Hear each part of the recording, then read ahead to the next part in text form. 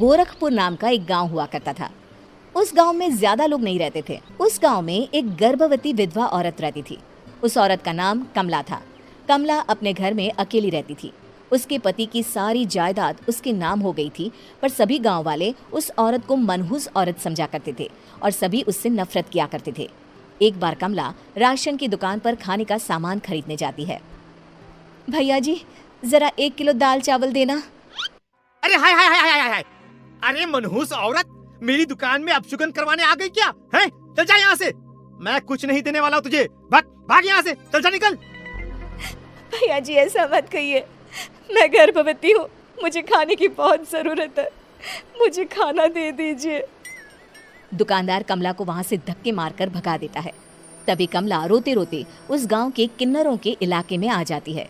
गांव वाले किन्नरों को उसी इलाके में रखा करते थे, क्योंकि वो लोग किन्नरों को पसंद नहीं करते थे और उनके इलाके में रहने से मना करते थे। तो किन्नरों ने उसी गांव में अपना एक इलाका बना लिया था। जब किन्नर लोग देखते हैं कि एक गर्भवती महिला रोते रोते उनके इलाके में आ गई है, तो सारे किन्नर कमला के पास जाकर उसका हाल पूछने लगते हैं। क्या हुआ बहन, तुम्हारी गर्भवती अवस्था में इतनी बुरी हालत कैसे? तुम रो क्यों रही हो? तुम डरो मत, हम तुम्हें कोई नुकसान नहीं पहुंचाएंगे। तुम शांत होकर सब बताओ कि हुआ क्या है। मैं कमला हूँ, मैं गांव के दूसरे इलाके से आई हूँ। 2 महीने पहले ही मेरे पति की मौत हुई है। मुझे गांव के लोग मनहूस मानते हैं, क्योंकि मैं विधवा हूँ और गर्भवती भी। वहाँ के लोग मुझे खाने के लिए कुछ बेचने के लिए भी तैयार नहीं, जिससे मेरा गुजारा नहीं हो रहा था। कोई बात नहीं कमला, हम तुम्हारा ख्याल रखेंगे। किन्नर लोग कमला को एक खाली घर में रहने के लिए जगह दे देते हैं और उसकी देखभाल भी करते हैं। कुछ ही महीने बाद कमला अपने बच्चे को जन्म देती है, पर अफसोस, कमला बच्चे को जन्म देते ही अपनी जान गंवा देती है। जब सब किन्नर बच्चे को देखते हैं तो बहुत खुश हो जाते हैं, क्योंकि वो बच्चा भी किन्नर ही था। कमला ने एक किन्नर बच्चे को जन्म दिया था। अब इस बच्चे की देखभाल कौन करेगा? हम तो इस बच्चे को गांव के दूसरे इलाके में भी नहीं भेज सकते। और तो क्या हुआ, इस बच्चे की माँ नहीं रही तो हम इसे पालेंगे। अब ये हमारे इलाके में रहेगा, हमारे साथ रहेगा। फिर वो किन्नर उस किन्नर बच्चे को गोद ले लेते हैं, उसका नामकरण कराते हैं। उस किन्नर बच्चे का नाम शक्ति रखा जाता है। देखते ही देखते शक्ति बड़ी होने लगती है। उसके रंग रूप बहुत सुंदर थे। वो बहुत सुंदर किन्नर दिखती है। एक दिन शक्ति एक किन्नर से पूछती है, माँ जी सुनिए ना, ये गांव के दूसरे इलाके में भी तो लोग रहते हैं, तो हम वहाँ क्यों नहीं जाते?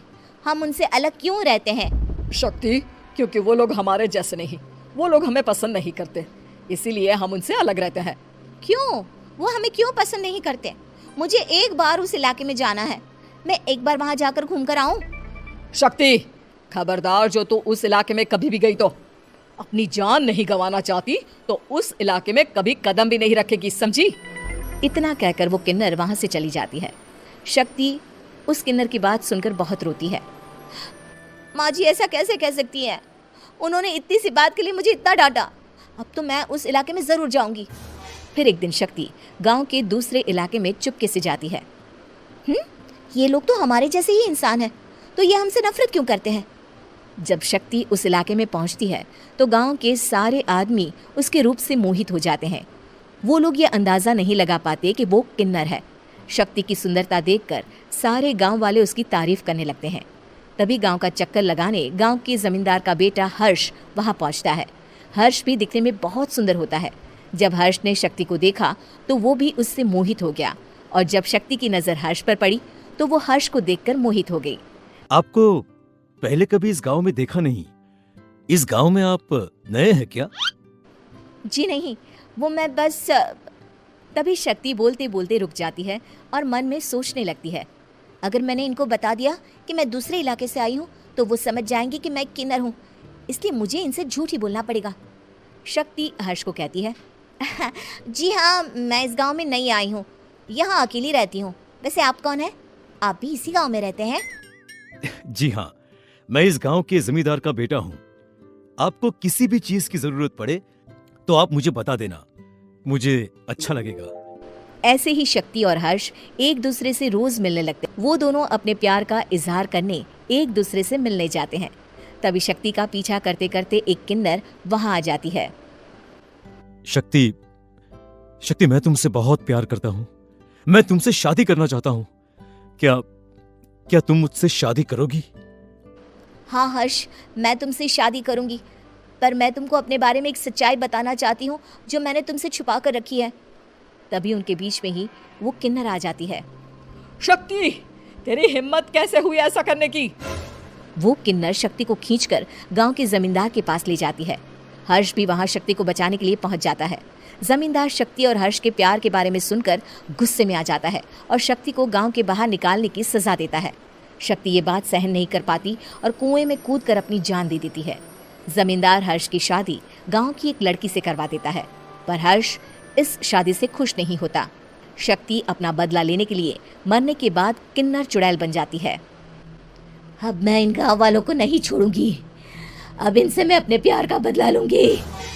किन्नर चुड़ैल गांव वालों को परेशान करना शुरू कर देती है। एक बार वो रात को गांव के खेतों में पहुंच जाती है और वहां आग लगा देती है।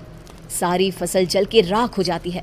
जब एक आदमी रात को उठकर देखता है कि खेत में आग लग गई है तो वो वहां पहुंच जाता है। वो देखता है कि खेतों के बीचों बीच एक किन्नर चुड़ैल खड़ी है और वहां खड़े होकर ताली बजा रही है। गांव वाला किन्नर चुड़ैल को देखकर बेहोश हो जाता है। जब सुबह उस आदमी को होश आता है तो वो सीधा जमींदार के पास जाता है।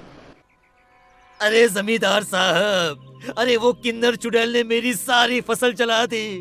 अब मैं क्या करूंगा, क्या होगा मेरा? जमींदार चुड़ैल किन्नर का नाम सुनते ही सब कुछ समझ जाता है। अब वो बहुत डर जाता है। उसी रात को जब जमींदार डर के मारे अपने कमरे में सो नहीं पाता, तभी वहां अचानक से किन्नर चुड़ैल आ जाती है। किन्नर चुड़ैल जोर जोर से जमींदार के आगे खड़ी होकर हंसने लगती है और ताली बजाने लगती है। जमींदार उस डरावनी किन्नर चुड़ैल को देखकर बहुत डर जाता है।